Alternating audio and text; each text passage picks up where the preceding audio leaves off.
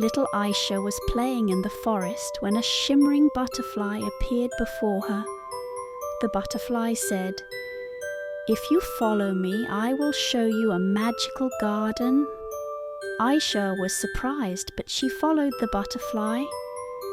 The butterfly led her through a hidden path to a beautiful garden where the trees sparkled like gold.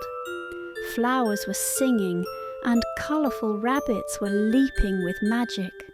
Aisha saw a magical fountain that granted the wishes of children who spoke from the heart. She went to the fountain and said, "I wish all children could be happy."